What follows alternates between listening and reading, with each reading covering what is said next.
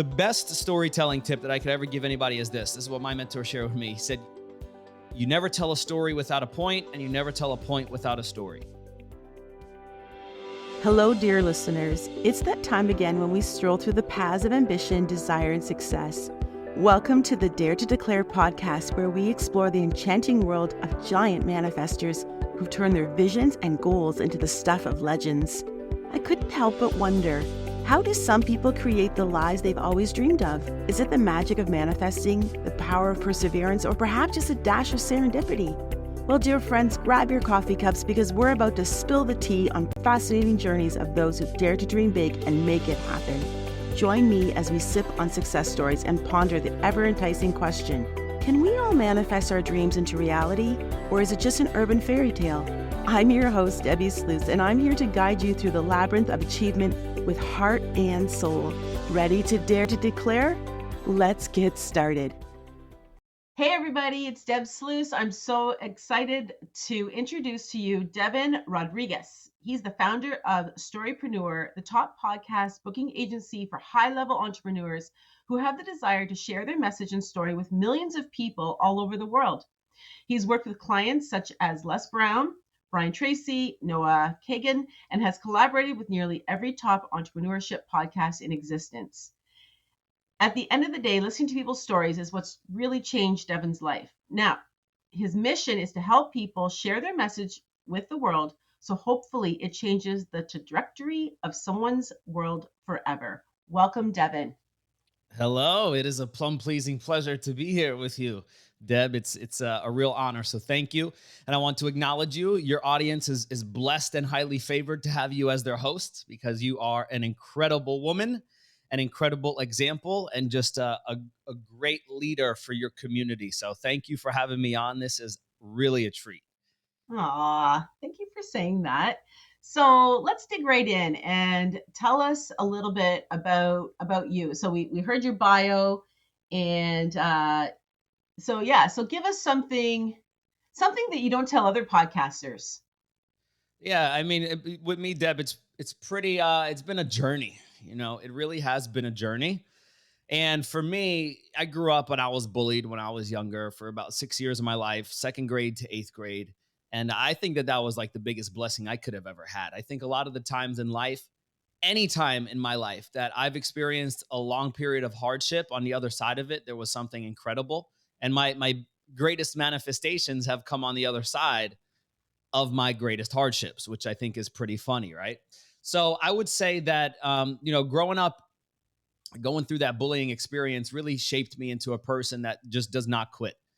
And then I went off to high school, went to college, and I came into the business world in 2021-ish.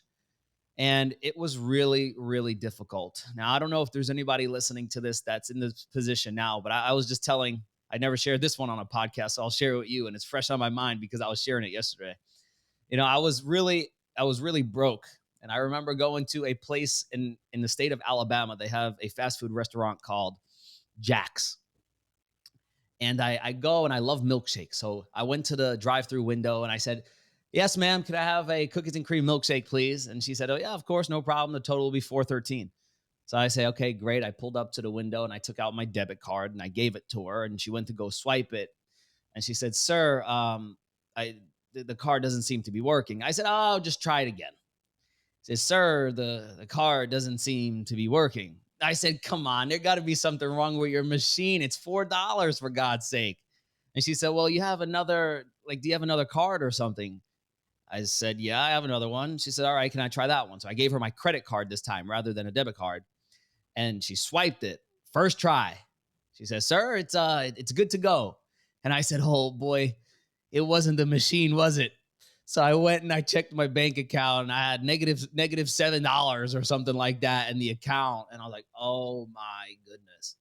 And I share that for the simple reason that was my journey for a long time in the business world, especially. Like, I don't think a lot of people understand the journey that a lot of us take. And even if somebody's listening to this and they are in that part of their journey where they are going negative in their bank account, or they, like me, pull up to a valet, go to the ATM to get the money to pay the valet, and keep getting declined and don't know why until you check your bank account and have negative $231 in your bank account. Like that is for me, Deb, that is not just part of the game. I think that is the game. Because yeah, one of my mentors, Tom Bilyeu, he says that success is a game of attrition. It's just a matter of who's going to last. So, I went through a lot, Deb. It's been a long journey, but what I'll say is that I've had a lot more tough times than I have had like standing on the mountaintop times. But that's great because that forges one's character. There's a great book that really changed my life. It's called Peaks and Valleys, and it talks about how in life you're going to have these peaks and how you're going to have these valleys. And there's certain tools that we could learn along the way that help us get out of the valley sooner and stay up on the peaks longer. So that's definitely a book that I recommend that I've never shared on a podcast that can definitely help your audience. Now, there's a lot we could dive into there, Deb, but at the end of the day, I'm a guy that was trained by Les Brown to tell stories. And my life was changed when I learned how to communicate and share a story that resonated with an audience. Long story short, people started to ask me, Deven, can you teach me how to share my story? So I started to do that. I started to teach people how to speak, tell their story, etc. But the biggest problem was that after people graduated from my program, they knew how to tell their story, but they didn't have a platform to actually get out there and share that story. So through some realizations and some epiphany moments, I said, well, I've had a podcast for 6 years. Why don't I not only teach people how to share their story, but I also help them get on other people's podcasts so now that they have a platform to get out there and share the stories. So it's been a long journey. We'll dive into a lot of it, Deb, but in short, I'm just a guy that really likes to help people get their message out into the world because that was what changed my life on the Q53 in Queens, New York, going to high school every day, listening to Les Brown, TD Jakes, Eric Thomas, all of these guys when I was just being bullied for 6 years. So I hopefully could be the enabler of that for some young kid out there or someone going through a tough time. And it's a journey, but it brought me here with you right now. So I'm grateful for it all. Yeah, for sure. Thank you for sharing all that. It makes me think about my company's name, Dare to Declare.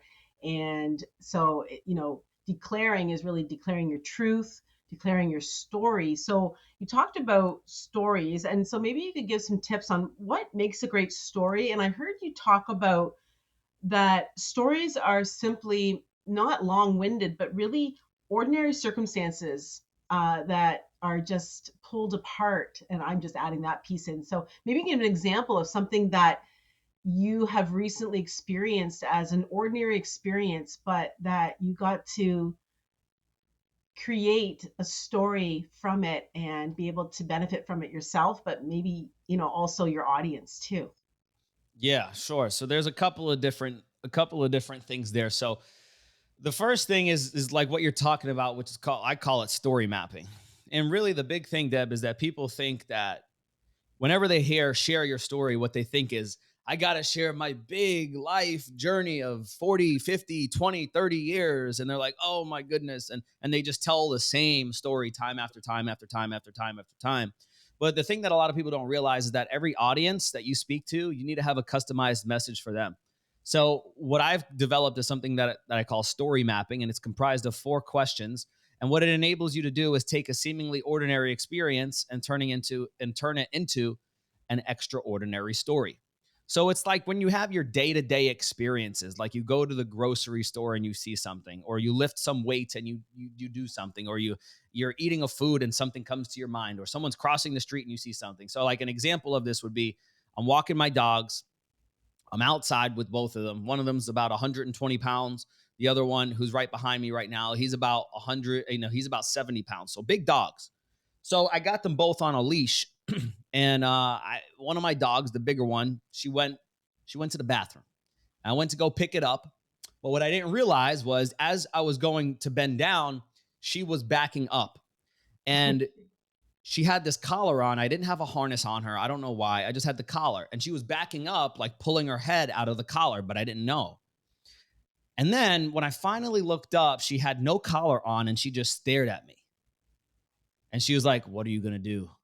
So at that point, I was like, oh God, I knew what was coming because this had happened before. And she darted off. So here I am in an apartment complex with tons of other dogs around, a 120-pound dog.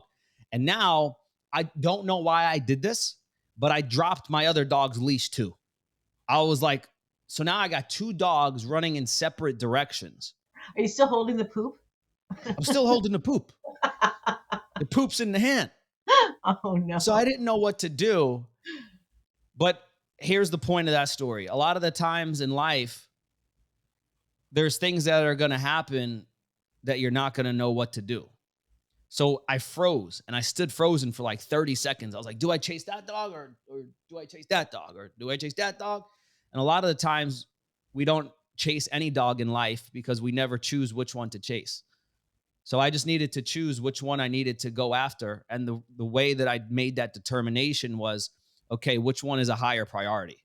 Like I knew my 70-pound guy, he's all right. He's not going to do anything crazy. But that 120-pound one, oh, she'll probably go out and jump on a dog or something like that because she's done it before. So I was able to take an experience of holding poop in my hand with my dogs running around, but I was able to turn it into a powerful story. Yeah. So there's 4 questions, Deb, that allowed me to come up with that story. Number 1, what was an impactful experience that I had today? So at the end of every day, I want to challenge your listeners to for the next 7 days. Promise you, if you do this, it will be eye-opening. At the end of every day, ask yourself, number 1, what was an impactful experience that I had today? Number 2, why did it impact me? So, in other words, number 1 would be I went outside, I was walking my dogs, I went to go pick up some poop. Stella escaped from the collar and she ran away. And then for some reason, I dropped Arlo's leash and he went running too. And I was stuck there and I didn't know what to do. So I'm just describing it. I'm not adding any emotion. I'm not adding any, lessons learned or anything. So that's step number 1, the description. Number 2 is why did it impact me? Well, it impacted me because I dropped their leashes and I didn't know which way to go. I didn't know which way to turn. And I was freaking out. And I'm really adding like my color to the image. And then this is the impactful part, which is number 3 and number 4. The third question is, okay, now that I've described what happened, now I am describing why it's important to me or why it was impactful to me. Number 3, what was the lesson that I learned? Well, the lesson that I learned was in life, there's always going to be a dog to chase. You just have to determine which one. Okay. Now that's where most people stop is what is the lesson that I learned? But the audience, my mentor, Les Browney said, Deven, people don't give a rat's you know what about you. They just care about 3 things. Number 1, who are you? Number 2, what do you have for me? And number 3, why should I care? So the last one that I just mentioned, why should I care? So in the story mapping process, the last step is transitioning from what did I learn to what can you learn? So I learned that sometimes in life, you have to just make a decision which dog you're going to chase. Now, the lesson in it for you would be if you're in a position right now where you might feel a little indecisive or you don't know whether to stay or whether to go, whether to quit or whether to keep going, you have to make a decision to just chase one of those dogs. Because if you try to chase both, you'll end up catching neither. Right. So I turned it and I framed it to the audience. So that's a big, big thing right there. Besides the story mapping process, is whenever you're sharing a story, understanding that the story is not about you and nobody cares about you. They only care about, okay, what's the lesson in there for me? So those are the 4 questions that I use to really just pull stories from every day. So it was, once again, number 1, what was an impactful experience? Number 2, why did it impact me? Number 3, what did I learn? And number 4, what can the audience learn? Thank you. That's very valuable for our audience. I'm going to take that away. I love that. Those are great points. So, still in the story idea, what, well, I'm thinking about my first time I told my personal story. So, it was an event, a women's event. I told it actually, it was a brewery. So, it felt very masculine. And so that in itself, like the situation made me a bit uncomfortable. It was also like a public space, even though it was like there were 60 plus women there. But it was the first time I shared my story, and I wasn't prepared. So I just really I had a vulnerability hangover for 2 days afterwards. Like I was in a complete fog because I had childhood sexual abuse at the hands of my grandfather. And so there was just things that had happened and that I told and I had never told publicly before. And so, yes, I understand the power for the audience. And I keep still people telling me that that story impacted them. But it did something for me too. It really broke something open for me that now I was unstoppable. And so I wonder if you could comment a bit about that, about the benefits to telling your story, as a storyteller, but also maybe there's something that you can share that you actually held back for a while. Or was there anything that you kind of held back that you're like, yeah, I just wasn't ready to share that for a while, and then I did. Yeah, this is a very interesting topic, and I oftentimes share stuff. This one particular quote, which is, "You only tell stories that you stand on, not in." And there's a big difference. A story that you stand in, let me give you an example, is like when you just went through a breakup and your heart is aching and you're crying. He broke up with me. Like anytime that you talk about it, you're just like you're over yourself. But a story that you stand on is a story, is an experience that you went through, but you were able to look back and say, okay, I although that hurt, although I went through that breakup, here's what I learned. And you're able to dissect the lessons learned from that specific experience. The best storytelling tip that I could ever give anybody is this. This is what my mentor shared with me. He said, "You never tell a story without a point, and you never tell a point without a story. You never tell a story without a point, and you never tell a point without a story." So whenever I'm telling a story, I know that there has to be a point to it. And whenever I'm sharing a lesson or a point or a takeaway for the audience, there also has to be a story attached to it. But the story that I share can only be one that I've allowed to heal. In other words, you can't share something that's still an open wound, because storytelling is an empowerment session. It's not a therapy session. It's not your time to just like cry and break down and like all, which there's nothing wrong with shedding a tear while you speak. There's nothing wrong with that. But it's about becoming overwhelmed with the emotion to the point where you cannot deliver the impact to the audience that they need, because it is about them. So really, whenever you're sharing your stories or preparing to share a story, just ask yourself, am I standing on the story? Meaning, yeah, it was really traumatic. It was really hard. It was really, etc. But did I learn something? What have I learned?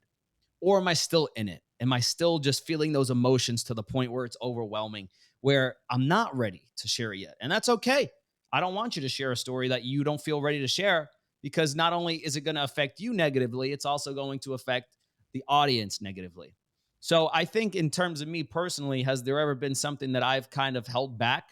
I don't know if there's something really specific, Deb, that I've held back, but I'd say as I've gotten older, I've just gotten a lot more attentive to the fact of sharing my journey, of sharing my story, of writing in my journal.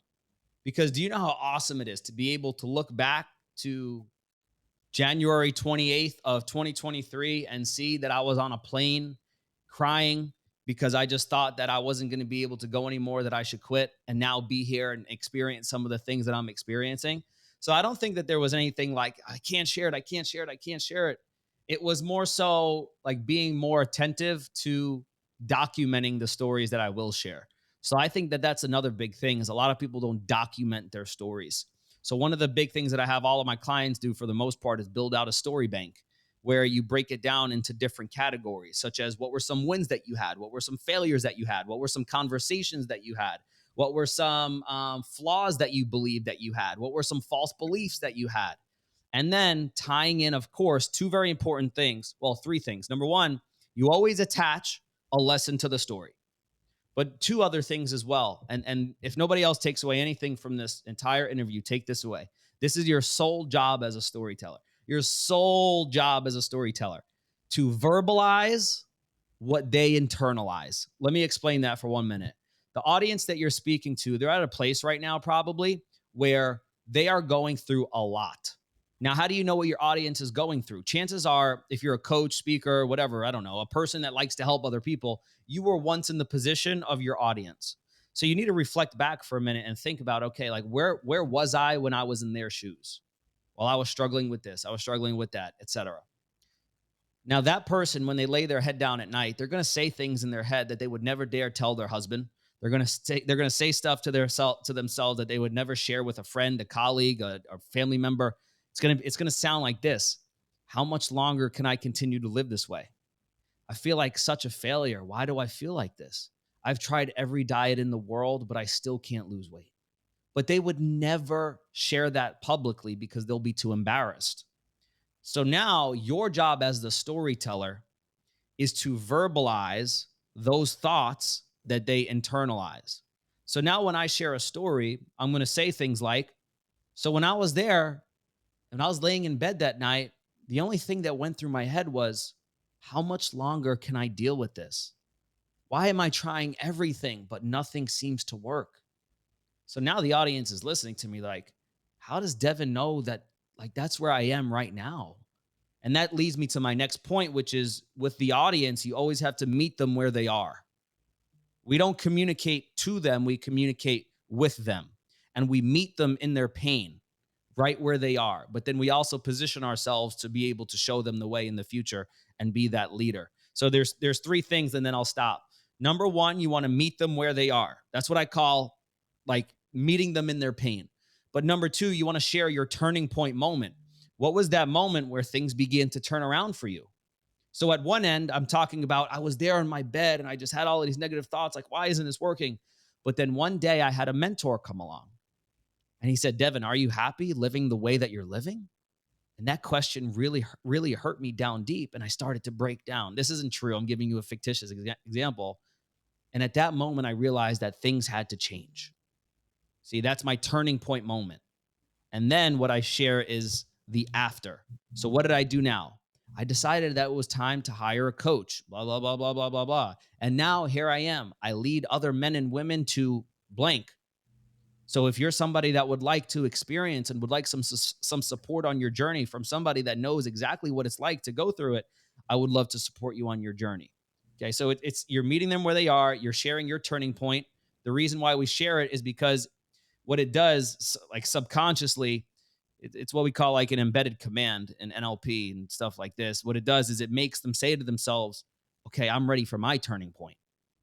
And then now when you shift and talk about the after and how great your life is now, although you might still experience struggles and failures, etc., you position yourself and you show them of what's possible. And then they want to follow you because now they're ready for their turning point. So, Deb, I could talk for ages about this type of stuff, but there's so much to unpack here. But that's my goal here is to just give some actionable stuff, and hopefully that was a little action packed. It was. It was like a webinar in a box. I mean, it's awesome. I hope everyone's taking notes. Like this is so good.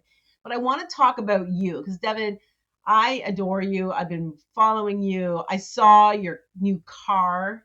Like that was my whistle. It was awesome. And tell us about this is part 3 of your story. So you talked to us about where you've been. You talked to us about your turning point, working with Les Brown. Maybe we can go back there in a bit. But I really want to make sure we spend some time here because a lot of people don't talk about the manifestation. It's basically like asking somebody to open up their bank book, and it's yes, people don't want to open their bank book and say like you did, hey, I couldn't even afford a milkshake. But I find people are even more keeping it close to the chest when they're making money because what will people think? They're going to think I'm showing off or whatever. So tell us a bit about your third act here, and it's still growing and you're still learning. But tell us about your manifestation story. Man, you want to talk about crazy stuff. So listen, manifestation has been a really big part of my life for years. And where it really started was about in the sophomore year of high school. My dad called me out to the table one day when I was at work. Now, when I say at work, I mean playing Call of Duty as a high school student at 2 o'clock in the morning, with my friends on Xbox. He said, Right. Deven, get out here. I said, Dad, come on, I'm playing games with my friend. Get out here. He's like, all right, all right. I told my friends I'll be right back. And he sat me down at the table and he said, son, I want to ask you a question. I said, okay, Dad, what is it? He said, what makes you any different from anyone who's ever achieved anything great? I said, Dad, I was 16, right? I said, Dad, I don't know. And I don't care. Okay. In school, there's just the really smart kids. And then there's people like me that just are average. We're in the middle, etc. And he stopped and he said, I want you to never forget this. Anyone who's ever achieved anything great puts on their pants one leg at a time, just like you do. anyone who's ever achieved anything great puts on their shirt one arm at a time, just like you do. So I ask you again, son, what makes you different? And I said, Dad, is that it? He said, yeah. I said, all right, can I go back to playing Call of Duty with my friends? He said, all right, yeah. But that planted the manifestation bug within me, because that night I couldn't go to sleep. I was like, what? What did he say to me? Is that true? That if somebody else could do it, that I could do it because they put their pants on the same way, they put their shirt on the same way. The next semester in high school, I went from being ranked number 57 in my class to number 5, because I made a decision. I said, well, I'm going to find out for myself if he's actually right about that. So I said, okay, I'm going to put forth my best effort to actually accomplishing this. And that is when I understood the power of manifestation, when I made that huge jump in high school. And then for the next 6 years of my school career, I was like the valedictorian of my college, all of this stuff, all of this greatness. And then I graduated college, went to the military. I had a massive failure in the Army, like 6 months into my career. And then I honestly felt this way, where I did really well in school, but for a long time in business, I couldn't figure it out. I was trying a bunch of different things. I started off with life coaching, and then I started to do storytelling thing. And it just got to a point where I just really didn't feel, I was this close to quitting. And I'm talking like 6 months ago, June 28th, when I was writing in that journal, when I was coming home from New York City, going to Atlanta, I was like, all right, what would happen if I quit? Because I was at a place where I had my best month in business ever. $25,000 in a month in April of this past of 2023. And I was like, yeah, I did it. I went from like 5K to 25. Yeah. And then pretty much as soon as that happened, like I had all of these negative thoughts. You can't do that again. That was luck. What makes you think you can do that? And it crippled me. So I made 25K in that month. And then for the next 6 months, pretty much, I did not make a single dollar because I just didn't like damn. And then there's a moment that kind of changed everything. I was driving my car. Talk about manifestation. I think that this is part of it. I'm driving my car one day, listening to James Clear of Atomic Habits on a podcast. And he turns to the host, asked him a question. They said, James, what do you say no to a lot? And then he said, oh, that's easy. I say no to speaking engagements. And he said, in fact, that's why I charge $200,000 an hour. They said, wait a second, you charge $200,000 an hour to say no? He said, yeah, because most people can't afford that fee. So it makes it easy for me to say no. He said, you want to know the reason why I say no? They said, yeah. He said, the reason I say no is because when I speak on a stage, the work that I do, once it's done, it dies. In other words, when I speak, just the people in that room are impacted. It will never leave those walls. It will never live on in eternity. I do the work one time and it dies. He said, the question we need to begin to ask ourselves is, what is the work that when I do it just one time will continue to work for me forever? And he said, you see this podcast? And they said, yeah. He said, in a year from now, somebody can listen to this and go buy my book. And 10 years from now, someone can listen to this and want to get consulted by me. He said, this will live on and work for me for the rest of my life. And at that moment, as I was driving my car, I said, I'm going to teach people how to get on podcasts. So then what did I do next? I don't think a lot of people understand the power of being at zero. Meaning, when you're at the bottom, that is the best place to start, because that means you have nothing to lose. When you have a team of employees, when you have $1 million in your bank, there's a lot to lose. But when you're starting from zero, there's nothing to lose. So September 28th and 29th of 2023, I went to go park my car at Funnel Hacking Live, which is a business conference in Orlando, Florida. And I pulled up to the valet in my nice Corvette. And I said, sir, can you park it right in the front? They were like, sure, you just got to give me a tip. I said, okay, great. How much is it? He says, I'm going to let you decide that. Another way of saying it's going to be a lot of money. I said, okay, can you take like Cash App or Venmo? He said, no, only cash. I said, okay, is there an ATM? He said, yes, there's an ATM inside. Put my card in the ATM. It says decline. I take it out. I put it back in. Declined. I take it out. I put it back in. Declined. I'm like, what the hell is going on? I checked my phone. I checked my bank account. My business account had negative $231. I had overdraft fees for like the past 10 days that I didn't even realize. Shit.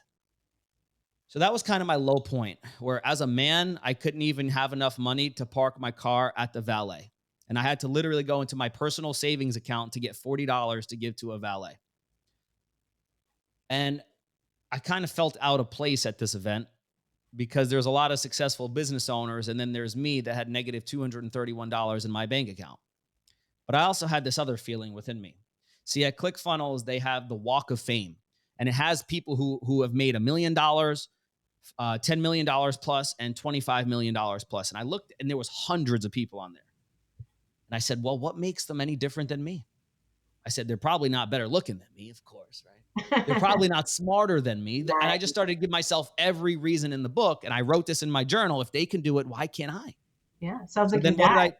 I? Exactly. Yep. 100%. So then I was like, okay, well, what do I do? I heard someone once say, Deb, he said, never miss an opportunity because a paycheck is not attached to it. Never miss an opportunity because a paycheck is not attached to it. So I approached somebody named Tanner Chittister, who has done over $100 million in online coaching sales. And he's my coach, he's my mentor. I invested $16,000, put it on a credit card, went into a lot of debt to join his program. And I started getting him on podcasts. But here's what I did. I didn't tell him. I didn't say, Tanner, how can I help you? All that I did was I went out to podcast hosts before ever telling Tanner, got him booked on the show, and then brought the booking to him and said, Tanner, I have this for you. You want it? And he was like, yeah, but I don't want to pay. I was like, no, I just want to help you. So over the course of the next 40 days or so, we got him on 15 of the largest podcasts in the world for entrepreneurship and business. Mind you, I was traveling to Las Vegas, I was traveling to Atlanta, all over the United States to accompany him, and I didn't have any money. So I was putting all of this on my credit cards, etc. I just knew that it would work. So what did I do? I took pictures, I documented the whole thing, and people started to take notice because I knew that this was a high leverage opportunity to be with this guy doing this stuff, helping him. But I wasn't doing it for my own selfish reasons. I just remember Zig Ziglar's quote: if you help enough people get what they want, you'll always get what you want. And Brian Tracy once told me, he said, Deven, just give until it hurts and then give some more. So I always have these thoughts just playing in my head. So then eventually the next month, I got a lot of people that hit me up and said, Deven, what are you doing with Tanner? And I told him, well, I'm getting booked on podcasts and stuff. And then I went from negative $231 to over $65,000 in a single month. Right now, we're on pace this month to probably do about $250,000. Right. And there's part of me that is like, I was telling my girlfriend, I was like, well, should I share this online? Should I not share this online? Because like you were saying earlier, it's like a new territory for me where I don't know, like I don't want to come across as a douche, right? Because for me, it's not the money. Because what I've realized is the only time that I'm really happy, Deb, is when I have what I call a worthy pursuit, like when I'm in pursuit of something and I'm actually working towards it. Because the money, I still have a full-time job. I'm in the military. I don't touch the money. I don't do anything with the money. I don't buy fancy clothes. I have a car that costs me $1,500 a month, which my job like covers. I don't have to go into my business. So for me, it's really about number one, having something to pursue, but also seeing the impact that it has on the people that I serve, which is really amazing. So yeah, I've seen a manifestation play a lot in the past few months in my life when it seemed like for years it didn't. But I just realized that I had to change and become someone different in order for things to change for me. So that's a little bit about this third chapter of where I am at this point in my life, Deb. Oh, I'm so proud with you. It's amazing. And you know, your dad was right. And I'm finding there's a trend here with people like you who are finding success is that they had someone, an adult in their life who spoke truth and encouraged you and gave you that vision, that visionary outlook like your dad did. And you know, going Oh into yeah. that meeting with multimillionaires and going, they're no different than me, so why not me? I think that's really key. The other piece that I'm taking away from this is you were in action. And so you believed in your vision, you felt it, but not, you weren't just sitting on the couch going, okay, it's going to show up. I'm doing my thing. No, you got into action, you saw the opportunities, leveraged them, which is just phenomenal. And the last piece is that it is about the money. Okay. Money is the measure of the service that you're providing. if you want $1 million, you're gonna need to give $1 million of service. So that's gonna be my gift back to you, to go accept that gift from the universe, from God, to say, that's just job well done, sir. And there you go. And what I'm hearing is that you are leveraging the law of compensation, and energy always returns to its source. It doesn't mean that it's going to be the exact route that you think that you sent it out into. It can come back another way, and that's what's happening. It's just the law. I mean, it's like you're doing the work, and you're following all the beautiful universal laws. And I also love, I was talking to someone else today about this, about neutralizing your feelings. And sometimes we get to celebrate, with the 25 grand, like you talked about the 25 grand. I love that. You've given so much value here. But yeah, if we are like, yeah, and it's just, we're hanging our value on this $25,000 or whatever that success might be, it's going to be a roller coaster, because then the success and the failure are like these huge ups and downs. Mm-hmm. Whereas, yes, we get to acknowledge the win, we get to say, yeah, and then we neutralize it and go, check, what's next? So love everything you've shared, Deven. This has just been an amazing talk. I would love to work with you to do something with a webinar around storytelling. I think this is really so powerful, what you've got to teach. And yeah, I just look forward to continue cheering you on from the sidelines, because you are up to big things. So thanks so much for being here. How can people connect with you? Sure. I want to say one more thing, Deb, that's You something go that for it. you had said. So I would say, for people that are like worrying right now in terms of belief, like I struggled believing in myself for a long time. And I genuinely think that that's okay. I don't think you have to believe in yourself to be able to do something, because I think belief comes after you've put in the work and you have evidence to support the belief. I mean, to me, it's like a house that's not built on a foundation. So I think for anybody that's listening, and if you think something might work, as long as you put in the effort that is required to get to where you want to be. And how do you know what the effort that required is you get a mentor to teach you, to show you how to get there. As long as you do it, then eventually you will start to see results that will form the belief. So just focus on the actions, and then the beliefs will come. But I understand it's easier said than done, because like you just said about feelings, it's hard to neutralize the feelings of doing what's required, because some of the things that I have to do every day, I don't enjoy doing. And to be honest with you, I still don't do sometimes. And I allow those negative feelings to stop me from doing all that I can do. So that's that piece. But as far as where people can find me, Deb, you can find me all over. But here's what I'll tell people. I got a special treat for you guys. Typically, when people come to me, what I do is I teach them. I get people booked on podcasts. I don't really teach them, but I have a whole methodology behind it that I call my podcast pitch secrets. And if you were to go to podcastpitchsecrets.com, which I do not want you to go to, but if you were to go there, you would get only half of my podcast pitch secrets course. And what that will teach you is how to pitch via DM and via email, and how to get on people's podcasts by emailing them. But that is like 5 years ago. That's like 5 years ago.